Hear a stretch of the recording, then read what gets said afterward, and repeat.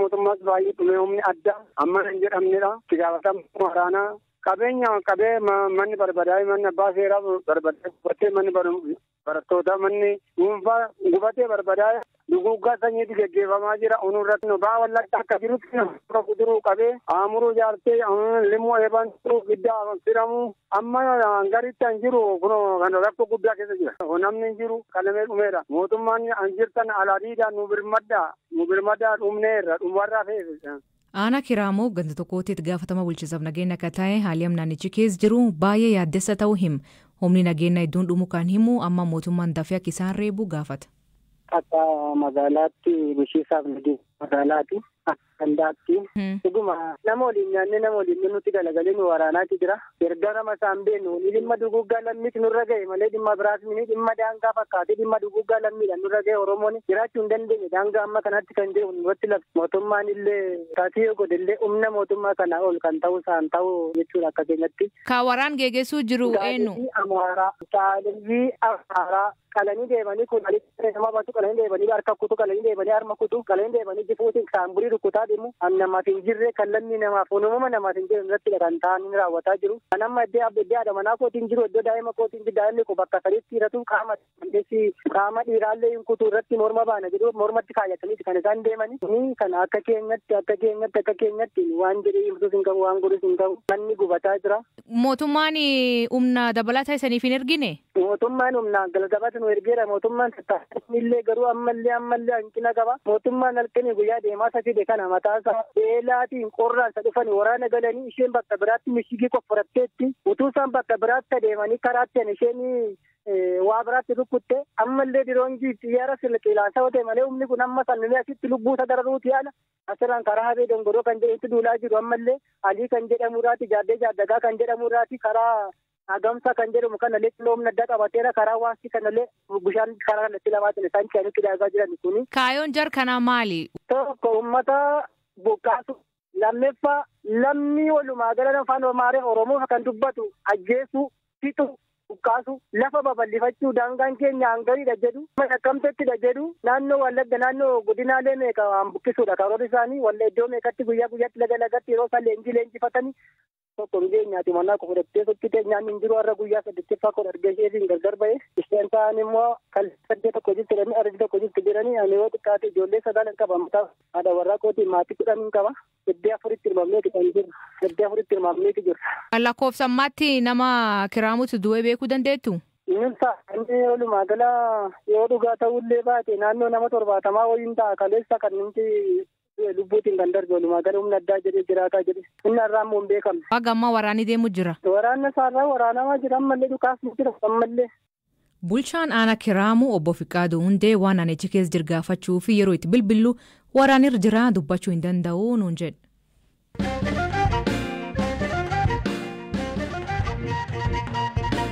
Barsiisonni dhaabbilee barnoota olaanoo wiixata dhufirra kaasanii hojii dhaabuun mormii geggeessuuf akka qophaa'an ibsan. Faayidaan kennuuf kabajamee ka jedhan barsiisonni kunneen xalayaa if ta'e qaama mootummaa dhimmi ilaalatuuf barreessuu isaanii beeksisan. Waldaan barsiisota ammoo waa'ee mormii karoorfatee kanaa fi ooman beennuu jedhan Galaana Balaayee gabaas qaba. Barsiisonni maqaan isaanii akka hin eeramne gaafatanii fi mormii kana qindeessan miindaa kaffalamaa fi jiruun jireenyi rakkisaa ta'uu BBC'tti himani. Barsiisonni mormiin akka gaggeeffamu gaaffii dhiyeessan miindaan isaanii akka sirreeffamuu fi faayidaawwan isaaniis qaala'insa jireenyaa amma jiruun yeroo ilaalamu jireenya rakkisaa taasisuu dubbatu. Mormii hojii dhaabuu gaggeessuudhaaf dirqamuu keenya dura qaamolee mootummaa dhimmi ilaallatuuf dhiyeessineerraa jedhu barsiisonni dubbifne. እኛ አሁን እየጠየቅን ያለ ነው የሚያኖረን ማጋፈቻ ጀሩ ማለቅ ነው ጅራችሱ ኑፋ ከነሙ ሚንዳን ክራመና ኑካፈልቺሱ ደንደው ኑፋ ከነሙ ሞቱማን ነው አመለጡ ብይ በርሲሳ ዩኒቨርሲቲ ቆልፈቴ ኒኩፍት መሌ ኢትንፉፍቱ ከንጀዱ ሚንዳን ጂያ በርሲሳ ዩኒቨርሲቲ ቶኮ ግዱ ገሌሰን ብሪ ኩመ ሰደቲ ቀርሺን ኩነሞ ገረ ክራመናት ጋፈ ጅጅርቱ ገረ ጅሬኛ ጉዩት ጋፈ ጅጅርቱ ዳራት jirtu barsiisaan torbeetti qarshii keessaan qabu barsiisaan warra kaan kan jiraachisu ta'ee barachuusaatti gaddee gommee jiraachaa jira gaaffiin keenya deebii yoon arganne guyyaa gaafa 26 kaasee yeroo murtoofneef hojii dhaabuudhaan mormii keenya dhageessifna Kana barsiisaan hundi hanga gaaffiin keenya deebii argatutti godhama. Kun ta'uu baannaan marsaa lammataan hiriira baana. በመሰረታዊነት እንዲፈታ የምንፈልገው የመጀመሪያ ክብራ gaaffiin bu'uuraa akka deebi'u barbaannu kan jalqabaa kabajni keenya haa deebi'u itti aansee mirgii fi faayidaan keenya nuuf haa kabajamu kan jedhudha. Faayidaadhaan wal qabatee gaaffileen 10 ta'an dhiyaataniiru. Gaaffileen kun gariin kan qajeelfamaan deebi'anii fi maallaqaan kan deebi'anidha. Duula hojii dhaabuu kanarratti kan hirmaatan barsiisota dhaabbilee barnoota olaanoo kallattii arfaniinuu argamanidha. Walumaa galatti guutuu biyyaatti mormii hojii dhaabuu barsiisota 40,000 መምህርን ያካተተ አድማ ነው። haa ta'u malee waldaan barsiisota Itoophiyaa mormiin hojii dhaabuu jiraachuu kabare miidiyaa hawaasaarraa ta'uu beeksisa. Pireezidantiin waldichaa Dr. Yohaannis Bantii yaada BBC'f kennaniin waamicha hojii dhaabuu eenyu akka qindeesse hin beeknu haalli akkasii hojimaataafillee rakkoo uumaa jedhan. Rakkachuu ይችላል እንጂ እኛ እየጠየቅን ነው። Isaan quubsuu dhiisuu mala malee nuti gaafachaa jirra. Isaan manaan jettu garuu miidiyaa hawaasummaarraan arge. Karaa qajeelaan akkas gochuuf jirra jedhamee yaadni nuuf dhiyaate hin jiru. Waldaaleen barsiisota dhaabbilee barnoota olaanoo ijaaraman jiru. Wanta isaan nuuf ergan eegna. Kanaan achi miidiyaa hawaasummaarratti barreeffame. Eenyu jennee deebii laannaaf. Gaafichi kan dhiyaate waldaa barsiisota yuunivarsiitiilee Itoophiyaarraa yoo ta'e akkasitti xalayaan nu qaqqabuu qaba. Malee haala kanaan adeemsi deemamu hojimaataafis rakkisaa ta'a. እንደዚህ አይነት ሁኔታ የተለቀቀውን ነገር አስቸጋሪ ነው የሚሆነው ማለት ነው አሰራር ነው። Pireezidantiin waldaa barsiisota Itoophiyaa Dr. Yohaannis sadarkaawwan gitaa hojii 9 dhaabbilee barnoota olaanaa keessa jiran keessa gargaaraa reefu qacaramuu fi piroofeesara irraan kan hafe hundarratti fooyya'insi taasisuun sadarkaa tokko akka ol siqu taasifameera jedhu. Barsiisonni komii dhiyeessaa jiran garuu gaaffii amma dura dhiyaachaa tureef deebiin kenname fooyya'insa jijjiirama hin fidnedha jedhu. Dhaabbilee barnoota olaanoo keessatti barsiisaan digirii maastarsii qabu giddugaleessaan miindaan harka isaa gahu 9,000 ta'uu barsiisonni ni dubbatu. Dr. Yohaannis gara cinaatti guddachuu ilaalchisee gaaffiin barsiisotaan ka'e hojiirra oolaa jiraachuu dhabuun qaawwa tokko gaaffiin isaa garuu karaarra jira jedhaniiru. Komii barsiisotaa kanarratti deebii kennan deetaan ministeera barnootaa Dr. Saamu'eel Kiflee waldaa barsiisotaa wajjin wal ta'uun hojjetaa akka jiran ibsuun gaaffilee kaan dandeettii biyyaa fi uummataa yaada keessa galchuun toora tooraan deebii akka argatu ni taasifamaa jedhu. Ministeerri barnootaa Dr. Biraanuu Naggaa gama isaaniin qorannoo gaggeessine jedhaniin barsiisonni yuunivarsiitii 30 kan hin barbaachifne waan ta'aniif ari'atamuu akka malan beeksisanii ture.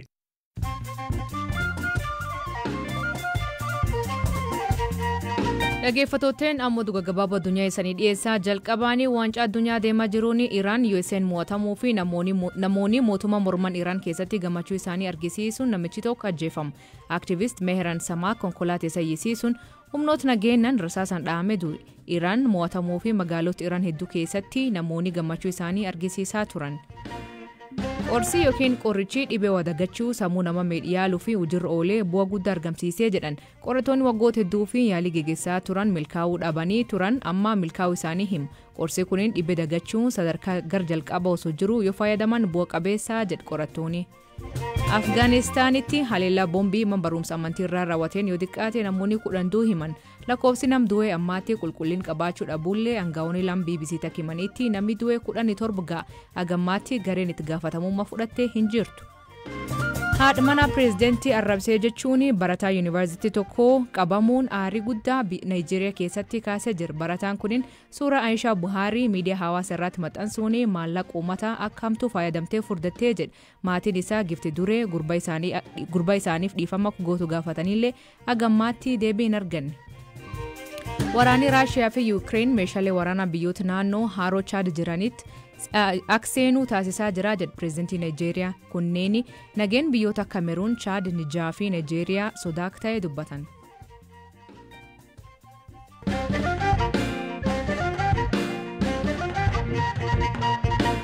Oolmaa waancaa addunyaa Kataaritti bakka buutuun Afrikaa biroon Tuniiziyaan Faransaay injifattus marsa itti aanu ta'uu osoo hin dabrini hafte. Dursitee dabruun ishee kan mirkaneeffatee Firaans ammoo injifamtee tokkoffaa ta'uun dabarte. Galgal kana taphatamuun Meesiin biyyaatti galmoo Kataaritti akka turu in murtaa'a. Galaana balaa isanitti hima. Taphni waancaa addunyaa oolmaa har'aan Faransaayiin 1-0 kan injifatte bakka buutuun Afrikaa Tuniiziyaa marsaa mo'anii darbuutti osoo hin ce'in hafte. Ramaddiidaa jalatti qabxii tokkoon Deenmaark irraa qooddattee Awustiraaliyaan ammoo injifatamtee tapha ramaddii isa dhumaatti ka dhiyaatte Tuniziyaan shaampiyoonaa bara kaanii Faransaayiin injifattus marsaa itti aanutti ce'uu hin dandeenye. Ramaddii kana keessaa tapha lamaan jalqabaa ka injifatte Faransaay qabxii 6 marsaa itti aanutti darbuushee dursitee mirkaneeffattee ture. Awustiraaliyaan qabxii 6 gooliin caalamtee lammaffaa ta'uun marsaa itti aanutti dabarteetti. Hireen Tuniziyaan darbuuf qabdu Faransaayiin injifachuu qofa osoo hin taane Deenmaarkii fi Awustiraaliyaan qixxee ba'uu yookaan ammoo Deenmaark injifachuu irrattis kan hundaa'ee ture. Taphni biraan galgala kanaa eegamu ammoo marsaa mo'anii darbuutti ce'uuf ce'uu dhabuu Arjentiinaa murteessa. Arjentiinaan Poolaand waliin kan morkattu yeroo ta'u Arjentiinaan injifattee karaa jeffatamte Saawudiin ammoo Meeksikoo morkatti. Ramaddii kana jalatti Poolaand qabxii 4 tokkoffaa, Arjentiinaan qabxii 3 lammaffaa, Saawudiinis akkasuma qabxii 3 sadaffaa yoo ta'an Meeksikootu qabxii 1 arfaffaarra jira. Gareen Liyoonel Meesii marsaa itti aanutti darbuuf carraa 2 qaba. Ka jalqabaa Poolaandiin mo'achuu, ka lammataa ammoo Meeksikoof Saawudiin hanga waliin injifannetti qixxee bahuudha. Gareen Luwaandooskii Poolaand ammoo injifachuu fi qixxee bahuunis darbuuf isa ga'a. Ta'iin ijoo dorgommii kanaa Saawudiin marsaa itti aanutti darbuuf carraa 2 qabdi. Inni tokko injifachuudha. Ka lammataa ammoo Poolaand garee Meesii yoo injifatedha. Qabxii 1 ka qabdu Meeksikoon ammoo injifattee kaatee bu'aa tapha Poolaandiif Arjentiinaa eegdi. Ammatti Senegaal Ingilaand waliin, Neezerlaandis ammoo US waliin wal mo'anii darbuuf wal eeggatu. Faransaay ammoo garee ramaddii caa keessaa isa lammaffaa ta'e waliin morkatti. Awustiraaliyaan ammoo isa ramaddii caa jalaa tokkoffaa ta'ee darbu simatti. Dhaggeeffattootteen sagantaan har'aa ganumaan waliin turuu keessaniif ulfaadha isaniin jenna. Mammaasi galgal kanaa akka farda nyaatu gaafa nama nyaatu du'aa jedhan. Hiikan isa maanii kooment keessan nu beeksisa. Sagantaa kan qophees Galaana Balaayee kan isaniif dhiyeessan Asli Galgalooti. Akboor isaatti akkana nagaa waaqee bulaa oraa bulaa deebanaa hangafamaan dhan bulaa.